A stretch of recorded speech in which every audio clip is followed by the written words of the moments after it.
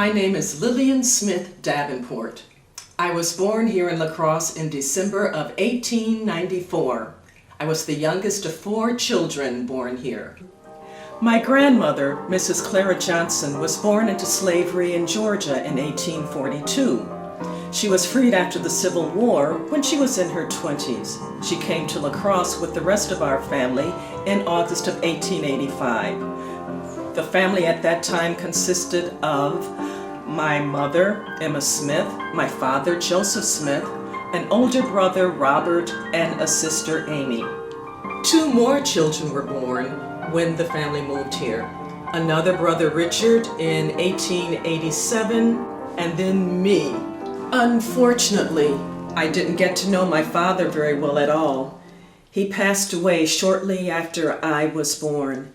My mother and grandmother were successful housekeepers and caterers in the area. They ran a successful catering shop right outside of the house. They serviced the most upscale families in La Crosse and catered the annual Emancipation Ball in 1887. This was a big event in the La Crosse area.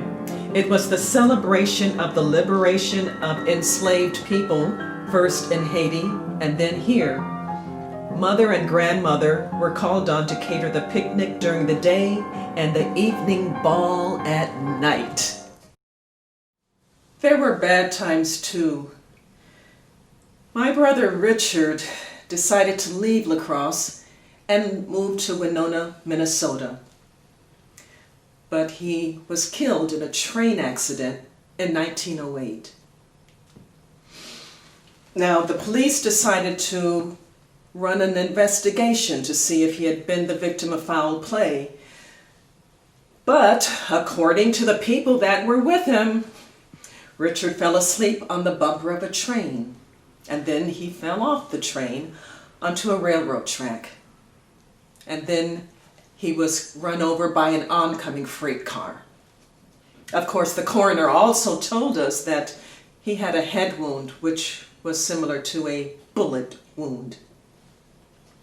The official report was that his death was an accident. And we had to accept that fact, reluctantly, but it was the only way we could move on with our lives. But I'll tell you something, it was really hard. I graduated from La Crosse High School in 1913. I think you call it Central High School today. And then I enrolled at La Crosse Normal School, which today you call UWL. I enrolled in their music department. In 1915, the music department put on an elaborate pageant, and it was called The Masque of Marsh and Rivers. It was held in Myrick Park on Tuesday, June 8, 1915. You see, the pageant was an allegory, and it had a very strong message. You should not let the beauty of nature be sacrificed because of man's greed. Now, the faculty members were the humans in the play, and the rest of us were the people in the woods. We were trees and flowers and birds, you name it. Now, some of us, myself included, were water lilies, and we danced merrily with the frog to the theme song of the pageant. And that theme song was entitled, Tonight the Woods Have Tongue Again. There were 1,000 people that bought tickets to sit in the slopes that night and listen to that wonderful pageant. It was quite memorable. Tonight the woods have tongue again, tonight the streams run free, and all the world grows young again, and birds and leafy tree. Hearing the old tune sung again, hearing the old rune sung again, shall join our forest minstrelsy, shall join our forest minstrelsy, shall join our forest minstrelsy.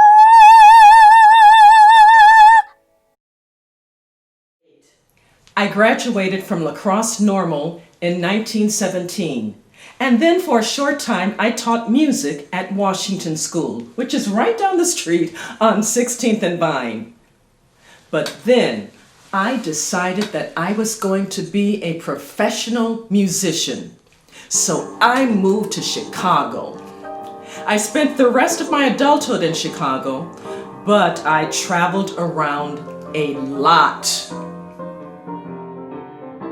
My entry into the world of vaudeville came in 1920 when I was music director of Bowman's Cotton Blossoms. Now this was a very popular song and dance group on the vaudeville circuit. I also performed in the South on the Negro vaudeville circuit. In much of the 1920s and 30s, I was a musical director and conductor for several successful vaudeville performers. One performer was Clara Smith. Now she recorded on the Columbia record label. Another was Margaret Johnson, and she led the Margaret Johnson Trio. I was even privileged to be musical director at the Lyceum Theater in Cincinnati for a short time.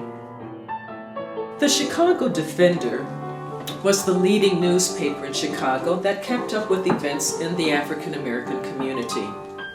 Bob Hayes was the manager of the Here and There section of the paper, and I wrote to him regularly to let him know where I was going to be performing. You see, I wanted to make sure that people knew where I was performing. And thanks to him, the Chicago Defender really followed my career, and they posted very favorable reviews of my performances. Billboard magazine even followed my career. At one point, they said that I was a fantastic pianist and a hot singer. Oh, I was a professional musician and I loved it. But I've got to tell you something. There were some things that I had to deal with. And traveling had a lot to do with it. I was very fortunate in that a lot of opportunities came my way, and I accepted the parts that I could. Now, my first husband was Jeb Davenport. Now, he was a famous musician in his own right, but he and I had a very famous and successful comedy and music act, and this was called Davenport and Davenport. I was also professional partners with some other people. There was Davenport and Churchill, and then Davenport and Turner. Now, the Davenport and Turner act was supposedly very successful. Bob Hayes thought it was the most successful musical act he had ever seen. And then there were the personal relationships. I had more husbands than just Jeb. There were about 2 or 3, but I couldn't hold on to husbands very much. With all the traveling and instability of the craft, husbands just weren't in the cards for me. But that was okay. I visited my mother regularly when I did performances in this area. One time I was performing a set of shows in Boston, and I came down to La Crosse to visit with my mother and the rest of my family. This was in late 1941, just before the United States entered World War II. And there were soldiers coming into La Crosse from Camp McCoy. Now these were both black and white soldiers that came. There were both white and non-white soldiers that were coming into La Crosse to socialize. And it was around this time that I started seeing signs pop up in the windows of the taverns and the restaurants. And those signs read, "No colored trade solicited." Now, up to that point, I had tried to avoid racial confrontation as much as I could. But on this occasion, I couldn't look away. I got in touch with Wisconsin's chapter of the NAACP. and they got in touch with Wisconsin's Attorney General, who at the time was John E. Martin. And you know he had those signs taken down. Of course, it really didn't end discrimination, though. After the war, I continued to sing in nightclubs, even as interest in vaudeville decreased and interest in jazz music increased. I decided to settle down permanently in Chicago, and I became a music teacher in the Chicago Public Schools. I was fortunate enough to run across another person who had grown up in La Crosse, and we got to know each other better when we were both residents at the Rosenwald Apartments. This was George Coleman Pogue. Now let me tell you something about George Coleman Pogue. He had a little history of his own, see. He was the first African American to win medals at an Olympic event. He won 2 bronze medals in the 1904 Olympics for the 200-meter and the 400-meter hurdles. Now later on, he taught school in St. Louis for about 10 years. And then he moved to Chicago and spent the most of his adult life working in Chicago's post office. So we connected. We were both residents at the same apartment complex.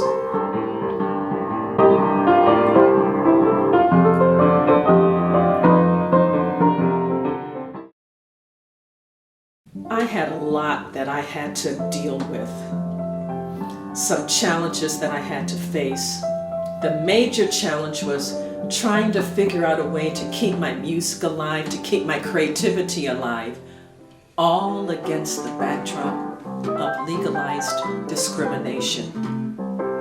Now, keeping up with my family, connecting with my friends, reconnecting with another person from my hometown, all of these helped me to stay balanced, both as a person and as an artist.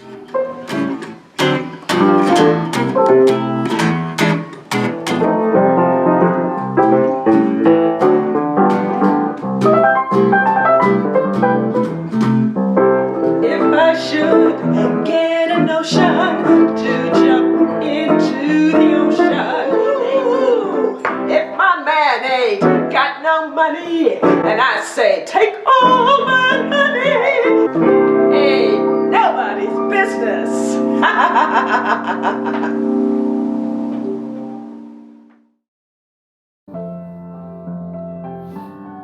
Lillian Davenport passed away in Chicago on September 28, 1964. She was 69 years old. She is buried in an unmarked grave along with the rest of her family in Oak Grove Cemetery.